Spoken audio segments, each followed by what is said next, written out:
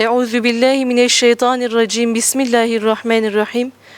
Hamd alemlerin Rabbine, salat ve selam da o yüce Rabbin pak Resulüne olsun. Allah'ın selamı, rahmeti ve bereketi hepinizin ve hepimizin üzerine olsun kıymetli izleyiciler. Bir İslam'ın Kadını programında daha beraberiz. Bugün de namazın önündeki engellerden, yani namaza engel olmaz da namaza bahanelerimizden bahsedeceğiz inşallah. Bir bakalım neymiş namaza bahanelerimiz, neden namaz kılmıyoruz, kılmayanların sebepleri nelerdir? Onlardan bahsedelim inşallah. Elimizden geldikçe de bu bahanelerimize bir çözüm bulalım. Nefs ve şeytana karşı birbirimize yardım edelim bu konuda inşallah. Birinci bahaneden başlayalım. Kendimi hazır hissetmiyorum bahanesi. Bu bahane aslında şeytanın bize böyle çok güzel ambalajla sunduğu bir bahanedir. Kendimi hazır hissetmiyorum, hazır hissedince kılacağım. Bu şu demek oluyor, yani hanımlar olarak olaya baktığımız zaman bir yemek tarifi aldınız. Çok güzel bir yemek, ancak onu yapmak için kendinizi hazır hissetmiyorsunuz. Hamurunu yoğurabiliyorsunuz, diyelim ki bir içli köfte. Hamurunu yoğurabiliyorsunuz ancak açmada usta değilsiniz, ince açamıyorsunuz yahut toparlayamıyorsunuz. Ve diyorsunuz ki ben zamana bırakıyorum, şu an hazır değilim. Peki zamana bıraktığınız zaman o içli köfteyi açmada usta hale mi geleceksiniz? Ya da bir mekik oyası öğrendiniz, yeni öğrendiniz. Ancak ilmekleri tutturamıyorsunuz. Biri büyük geliyor, biri küçük geliyor. Çiçekleri düzgün düşmüyor. Diyorsunuz ki ben bunu bir kenara bırakayım. Zamanla inşallah düzelteceğim. Düzeltir miyiz bu şekilde? Öyle bir şey mümkün mü? Mümkün değil. Ne yapmamız gerekiyor? Onun üzerinde durmamız gerekiyor. Duracağız, daha iyi yapmak için çabalayacağız ve ondan sonra biz o işin uzmanı olacağız inşallah. Namaz da böyledir işte. Namaza hazır değilim, işte aklıma bir şeyler geliyor yahut kendimi manen hazır hissetmiyorum. Ama buna üzerinde antrenman yapmazsak nasıl hazır olacağız? Nasıl biz namazlı bir Müslüman olacağız böyle düşündükçe? Bunu bu şekilde söylemek istemeyiz ama namaz bizim kulluk borcumuzdur. Yani asgarisi budur namazın. Ve borcumuzu öderken biz kendimi hazır hissetmiyorum deme lüksümüz var mı? Mesela mahalle bakkalına borcunuz var. Her gün önünden geçiyorsunuz. Her gün bir şeyler alıyorsunuz. Ama diyorsunuz ki benim canım istemiyor, kendimi hazır hissetmiyorum, borcu vermeyeceğim. Yani bu ne kadar abes bir durum, öyle değil mi? İşte bizim sürekli Rabbimiz bize nimet verdiği halde ona olan borcumuzu ödemek bir kenara dursun. Bir de ben bunu yapamıyorum diyerek, kendimi hazır hissetmiyorum diyerek bahanelere sarılmak ne kadar tuhaf bir durum. Mahalle bakkalımıza borcumuz varsa onun önünden geçerken yahut bakkaldan paramızla dahi bir şey alsak ne yaparız? Utanırız, sıkılırız. Hani deriz ki ya ödeyeceğim ama hakkını helal et, işte şu an ödeyemiyorum gibisine. Ama durumumuz varsa ve ödemiyorsak o zaman biz bayağı bir pişkin insanlarız demektir.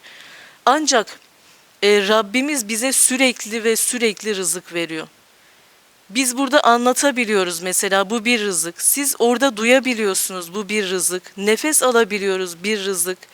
Aldığımız her nefeste almamız ve vermemiz için ikişer şükre ihtiyacımız varken biz nasıl olur da kendimi hazır hissetmiyorum, ben bu borcu vermeyeyim diyelim. Kaldı ki işte dediğimiz gibi kulluk borcumuz en basiti bu.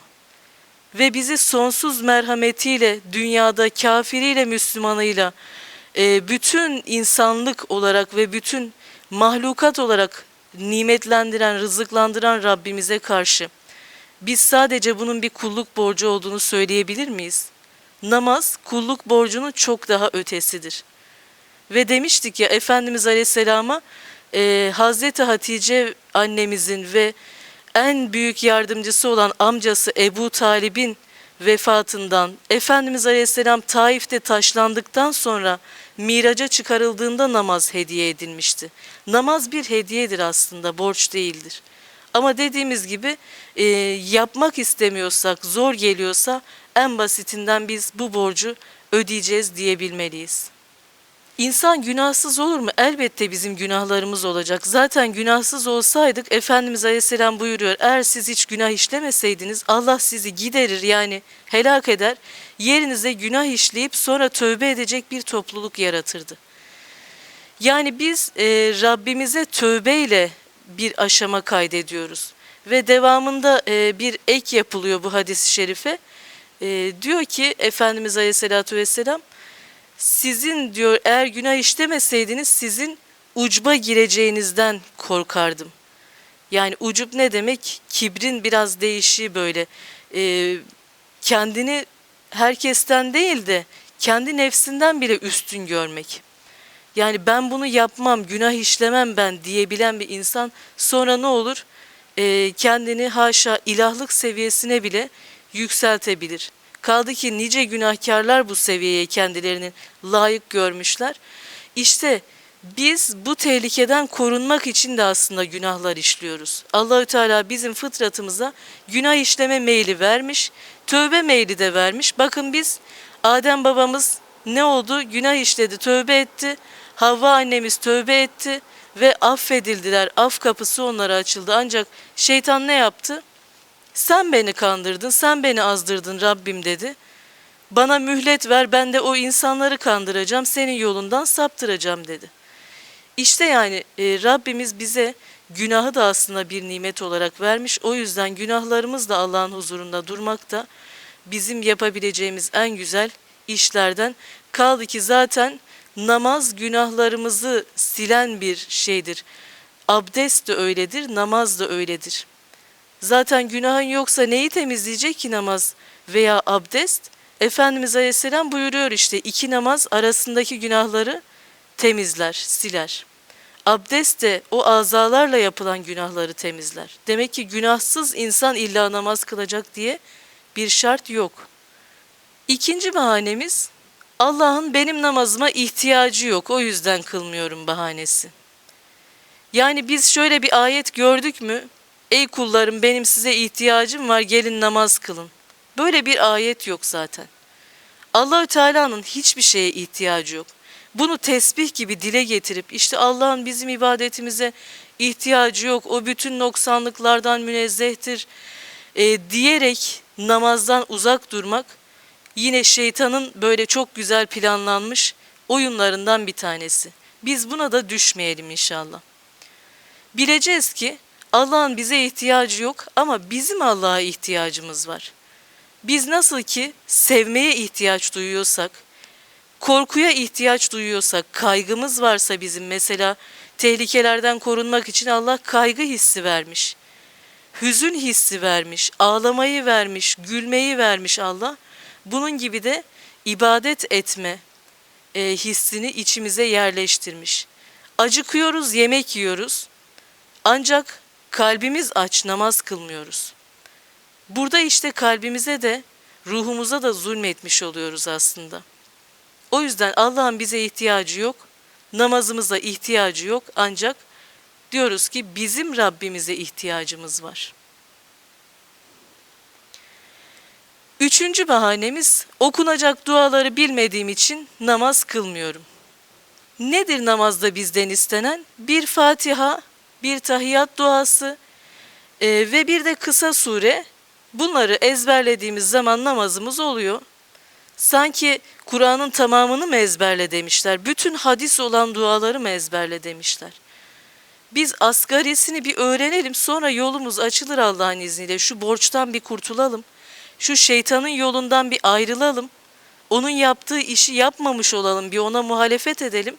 Ondan sonra bize kapılar açılır. Bakın şeytan insana nasıl bir özgüvensizlik pompalamış, onu nasıl kandırmış ki 3 tanecik dua ezberleyemediği için insan 20 yıl, 30 yıl namaz kılmıyor.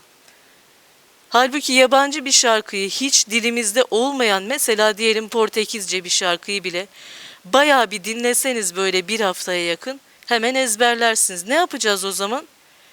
Alacağız telefonumuzu yahut işte hangi alet varsa Yolda giderken, işimize, okulumuza giderken açacağız güzel okuyan bir kariden.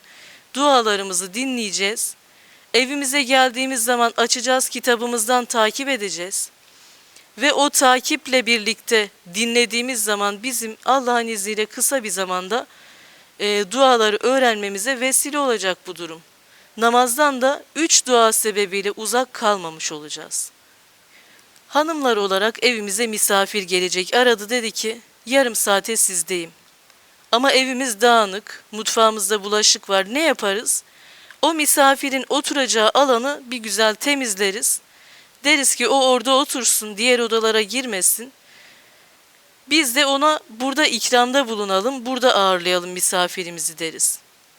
İşte biz namaz içinde o 3 tane duayı ezberleyip tabiri caizse Allah'ın huzuruna bu kadarcık şeyle çıkalım şimdi. Sonra yine biz Allah'ın huzuruna çıkacağımızda o eksiklerimizi tamamlarız. Ve hani ezberleyemiyorum, ben yapamıyorum, edemiyorum. İnanın şu akıllı telefonları kullanabiliyorsak, yahut araba kullanabiliyorsak, motosiklet kullanabiliyorsak, bilgisayarlarımız var, kullanıyoruz. Çeşit çeşit hanımlar olarak yemekler yapabiliyoruz. Aklı hayale gelmedik işler becerebiliyoruz. Bunları yapıyorsak 3 tane duayı ezberlemekte Allah'ın izniyle bize zor gelmeyecektir. İslam'ın kadınları bunu yaparlar diyoruz ve başka bir bahaneye geçiyoruz. Kalbim temiz olduğu için namaz kılmıyorum. Yani kalbi o kadar temiz ki namaza ihtiyaç duymuyor. Peki Efendimiz Aleyhisselam'ın kalbi haşa kirli miydi?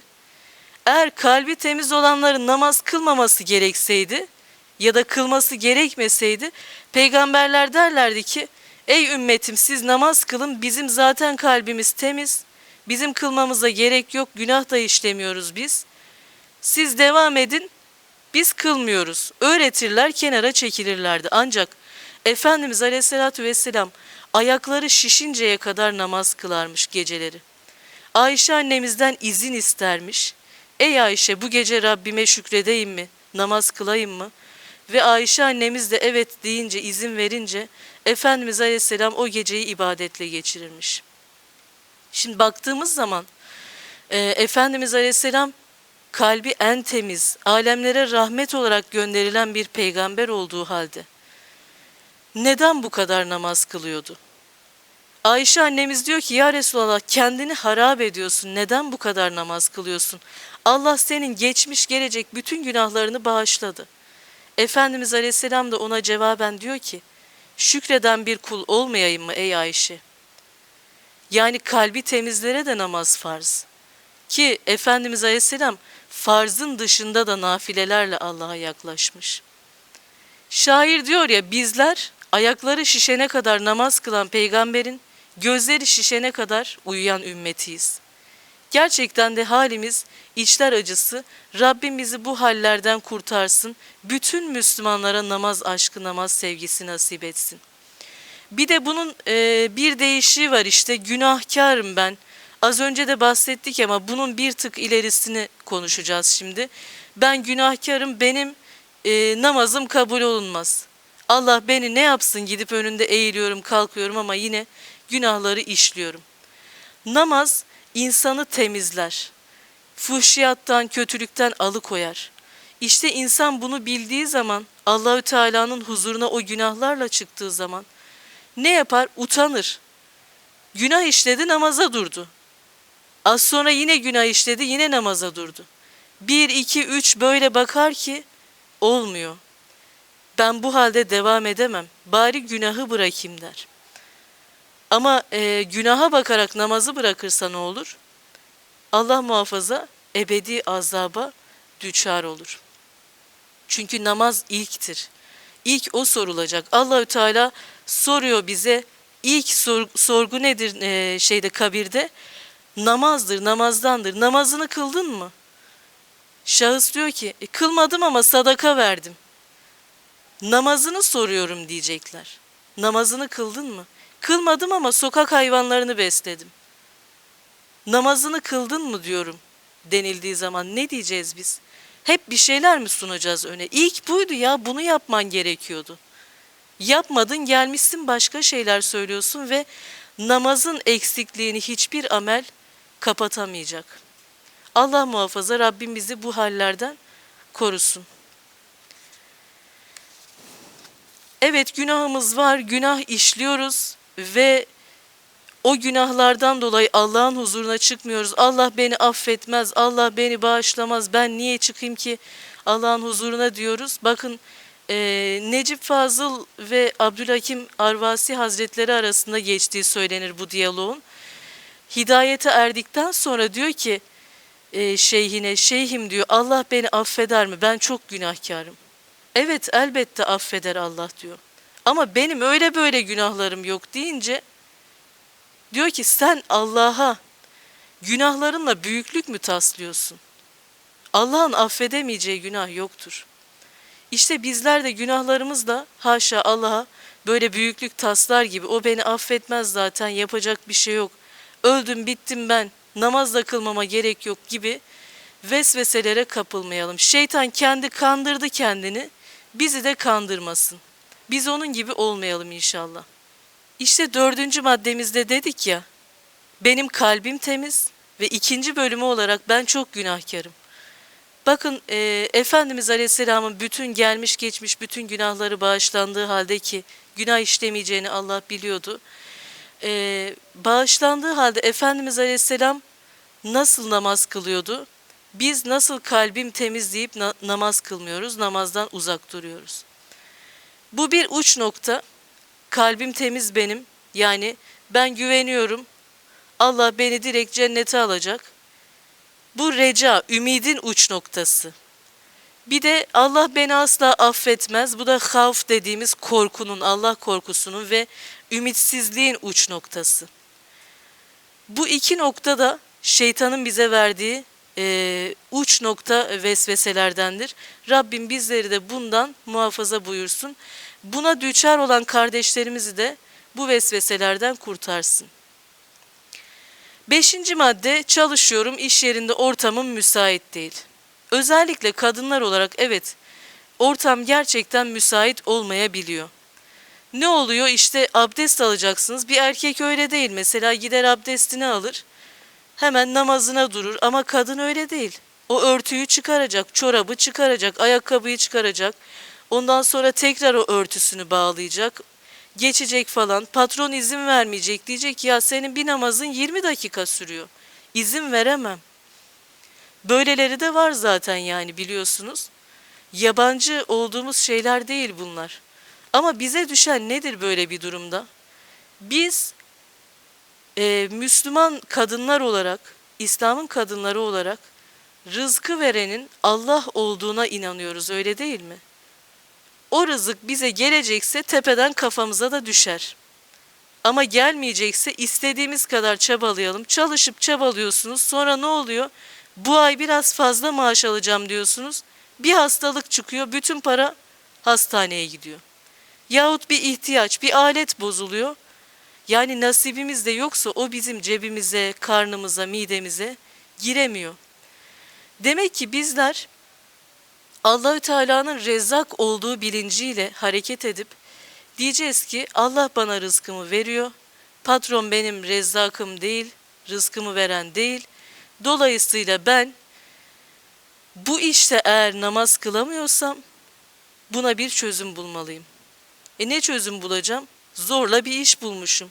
İşi mi bırakayım yani? Bırak kardeşim. Yani Allah seni yaratırken patronuna bağlamadı ki, işine bağlamadı ki.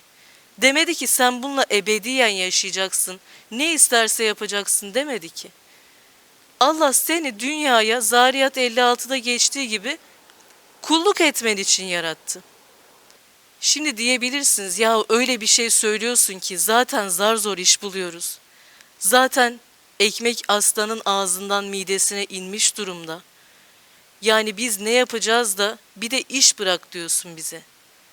Ancak Rabbimiz diyor ki Talak suresinin 2. ayetinin sonunda Rabbimiz şöyle buyuruyor. Ve me yettekillâhe yec'al lehu mehrece. Allah bir çıkış yolu gösterecek diyor Talak suresinin 2. ayetinde. Evet, yani Allahü Teala'nın bize bir çıkış kapısı göstereceğini bilirsek, ki ayetin devamına da bakalım. Yani 3. ayete de geçelim isterseniz. Orada da ne buyuruyor Rabbimiz? Yani kim Allah'tan sakınırsa Allah ona bir çıkış kapısı açacaktır, çıkış yolu gösterecektir buyurdu ya. Ve onu hesap etmediği yerden rızıklandırır. Siz hesap yaparsınız. Dersiniz ki şuradan şu gelir, buradan bu gelir. Burada çalışırsam bu kadar alırım. Şu işi yaparsam prim alırım dersiniz. Hesaplarınız vardır. Ama Allah o hesapların dışında da sizi rızıklandırabilir. Bilmezsiniz bile nereden geleceğini. Yine ayetin devamında kim Allah'a güvenip dayanırsa Allah ona yeter. Yani bu ayet bize yetmeli. Namaz için, Allahü Teala'ya güzelce ibadet etmek için, bir adım atmak için bize bu ayeti kerimeler yetmeli. Ve diyor ki ayetin sonunda Allahü Teala istediğini istediği miktarda ve istediği zamanda yapar. İşte biz bunun bilincinde olmalıyız. Müslümanlar olarak bilincinde olmadığımız bir şey illaki bizim başımıza bir bela açar. Allah muhafaza. Namaz için her şeyden vazgeçmeye değer. Bunu inşallah Rabbim bize idrak ettirsin ve namazı hayatına hakim kılanlardan eylesin Rabbim bizi. 6. bahanemize geldiğimiz zaman namaz her gün kıl kıl bitmiyor. Aslında en büyük şeylerden biri bu. Diyelim ki diyor vatandaş 20 yaşındayım 60 yaşına kadar yani 40 sene boyunca işte 365 ile 40'ı çarp, onunla da 5'i çarp, rekat sayılarını çarp. Allah'ım müthiş bir şey hesap. Ama biz şu an içinde bulunduğumuz zamandan sorumluyuz. Şimdi içinde bulunduğumuz zamanın namazı neyse biz ondan sorumluyuz. İleriyi niye düşünüyorsun? Bakın burada Üstad Hazretlerine bir girelim. Çok güzel anlatmış Risale-i Nur Külliyatı'nda. Diyor ki bir zaman sinnen, cismen, rütbeten büyük bir adam bana gelip dedi ki namaz her gün kıl kıl usanç veriyor. Bıkıyorum dedi diyor.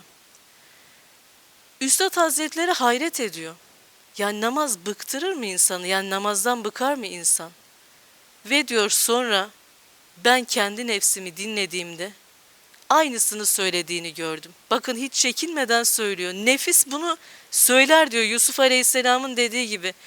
İnnen nefsele emmeratun bissu, yani nefis daima kötülüğü emreder. Ve Üstad Hazretleri bunu itiraf ediyor, bize de söylüyor. Benim nefsim de böyleydi diyor. Sonra diyor baktım ki kendi nefsini ıslah etmeyen başkasını da edemez. Ben nefsimi anlatıyorum, hadi gelin siz de benle dinleyin diyor ve de başlıyor. 1. ikaz. Ey bedbaht nefsim, acaba ömrün ebedi midir? Ebediyen yaşayacak mısın da namazın uzunluğu her gün olması sana bıkkınlık veriyor. Hiç kat'i senedin var mı ki gelecek seneye belki yarına kadar kalacaksın? Yok değil mi? Hiçbir senedimiz yok. Allah bize demedi. İşte 50 yaşına kadar, 70 yaşına kadar yaşayacaksın demedi. Sana usanç veren tevehhüm ebediyettir. Yani ebedi yaşama vehmidir, yani düşüncesidir sana usanç veren. Ölümü unutmuşsun diyor yani. Öleceksin bir gün, bunun farkında değilsin. Ondan namaz sana ağır geliyor. Sanki yani böyle sonsuza dek namaz kılacak gibi. Keyif için ebedi dünyada kalacak gibi nazlanıyorsun. Eğer anlasaydın ki ömrün azdır hem de faydasız gidiyor, böyle bir hazine için, namaz için belki de diyor büyük bir iştiyakla namazın peşinden koşardın. Çünkü en bereketli amel namazdır. Çünkü içerisinde dedik ya Kur'an-ı Kerim var, diğer ibadetler var, rükûsu içinde, secdesi içinde, orucu da kapsıyor, haccı da kapsıyor, bedenin zekatıdır namaz. Ne kadar böyle hani şey gibi, yani bir alana bir bedava derler ya, hemen marketlere akın ederiz. İşte bu da onun gibi. Bir alıyorsunuz, bir namaz kılıyorsunuz, bir sürü sevap kazanıyorsunuz. Kaçırır mı insan bu fırsatı? Üstad Hazretleri de buna değiniyor.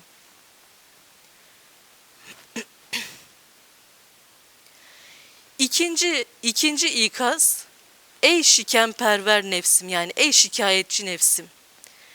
Acaba her gün her gün ekmek yiyor, yemek yiyorsun. Bundan usanıyor musun? Usanmıyoruz değil mi? Her gün yemek, kadınlar mesela bizler her gün yemek yapacağız. Ya ne yapsam acaba? Bugün akşamı yiyoruz, yarına ne yapsam diye düşünüyoruz. Her gün yapıyoruz, yiyoruz, bir daha yapıyoruz, bir daha. Hiçbir zaman usanç vermiyor. Günde belki 8 bardak su içiyoruz. Ya bıktım su içmekten diyen oldu mu hiç? Olmuyor, çünkü o bir ihtiyaç. İşte Üstad Hazretleri diyor ki, madem onlar sana usanç vermiyor, yani su içmek, yemek yemek, havayı teneffüs etmek. Çünkü yani binlerce nefes alıyoruz. Düşünsenize, yani nefes almaktan yoruldum dedik mi hiç? Demedik. Aksine nefes alamasak, mesela Covid-19 vakalarında ne oldu? Doktora yalvaranlar oldu. Ne olur bana bir nefes ver diye. İşte bunun gibi biz namaza muhtacız. Üstad Hazretleri diyor ki, madem bunlar usanç vermiyor, çünkü ihtiyaç tekerrür ettiğinden, usanç değil, belki telezzüz ediyorsun, lezzet alıyorsun. Öyleyse hane-i cismimde, yani benim vücudumun evinde, senin arkadaşların olan kalbimin gıdası, ruhumun âb-ı hayatı ve latife-i Rabbaniye'min havai neslimini cezb ve celbeden bu ameliyeden, yani amelden, namazdan usanma sen diyor. Bu senin ihtiyacın. Gördüğümüz ihtiyaçlarımız var. Karnımız guruldar, acıktım deriz. Dermanımız kesilir, susadım deriz. Gözlerimiz böyle melul olur, uykumuz geldi deriz. Ama kalbimizin gıdası, ruhumuzun âb-ı hayatı olan namaz aklımıza neden gelmez? İşte Üstad buna dikkat çekiyor. 3. ikazda da diyor ki Üstad Hazretleri, sen diyor geçmişteki ibadetlerin külfetini, meşakkatini ve gelecekte de kılacağım diye düşünerek diyor, neden böyle kendine zulmediyorsun? Zira biz şu andan sorumluyuz, öyle değil mi? Şu an öğle vakti ise öğleyi kıldınız ve bitti o borç. Yani o iş üzerinizden kalktı. Yatsıysa yatsıyı kıldınız, bitti. Sabahı neden düşünüyorsun? Öğleni neden düşünüyorsun? Şu an onun zamanı gelmedi.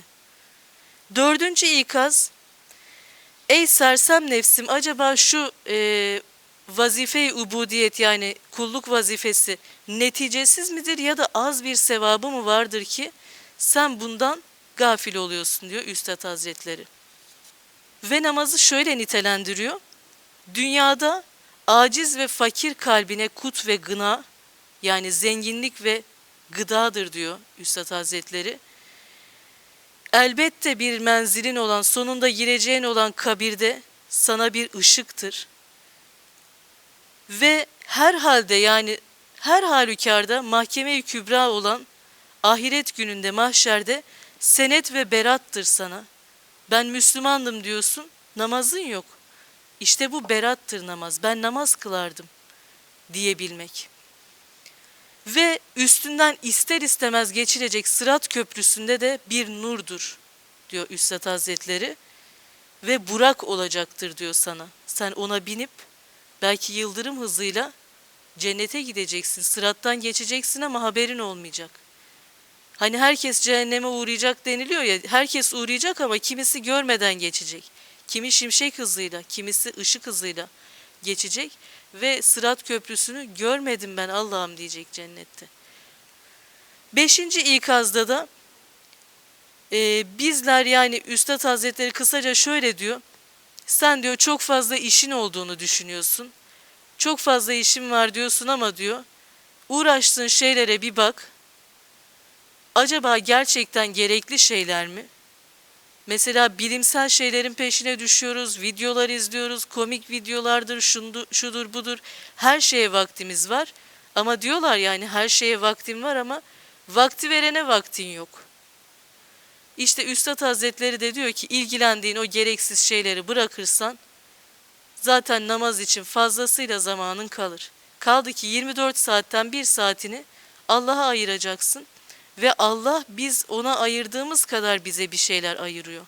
Sadaka verirsiniz, malınız bereketlenir. Birine iyilik yaparsınız, size iyilik yapanlar artar. Bir yaşlıya mesela iyilik yaparsınız, ona gençsinizdir. Yaşlının ihtiyaçlarını görürsünüz. Siz yaşlandığınızda da Allah size öyle insanlar yaratır. İşte biz Allah'a vakit verirsek namazla, ibadetlerimizde Allah da bize zaman yaratır ve daha çok ibadet etmemiz için imkanlar yaratır.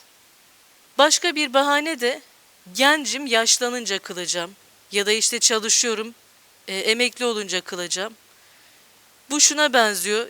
Namaz bizim hayatımızın neydir? Hani dinimizin direğidir. Yaşlanınca kılacağım demek, ben evi yapıp oturayım, sonra temel atarım demeye benziyor. O temeli atalım, bir namaz temelini atalım. Ondan sonra hayatımızı namaz üzerine bina edelim. İnşallah çok daha bereketli bir hayatımız olacak. 9. maddemiz de nedir? Namaz kısmet meselesi. Allah'tan bir uyarı, bir ışık bekliyorum. Yani aslında buraya gelene kadar çok fazla şey var. İnsanın önündeki engeller, bahaneler, nefsin ve şeytanın uydurduğu şeyler var. Yani makyajım bozulur diye, ütüm bozulur diye namaz kılmayan erkekler ve kadınlar var. Çok fazla şey var. Ancak kısaca değindik biz genel hatlarıyla. Herkesin nefsinin kendine fısıldadığı bir şeyler olabilir. Biz bunları hepsine değinecek zamanımız da yok zaten. Son olarak bir şeye değinelim ve kapatalım inşallah programımızı. Yani namaz kısmet meselesi, Allah'tan bir ışık bekliyorum. Yani biz şunu bileceğiz. İnsan için ancak çalıştığının karşılığı vardır. Ayet-i kerimede geçiyor. Necm suresinde geçen bir ayet. Ve güzel bir şiirle kapatalım inşallah. Duamızı edelim önce. Rabbim bizleri namaza bahane değil de, yani kılmamaya bahane değil de kılmak için sebep arayanlardan eylesin. Her halükarda namaz için vesileler bulanlardan eylesin. Ve diyoruz ki namaz kısmet meselesi, bir uyarı bekliyorum diyenlere, bırak artık inadı, kurtuluşun secdede, rüyana mı gelmeli aksakallı bir dede? Allah'a emanet olunuz.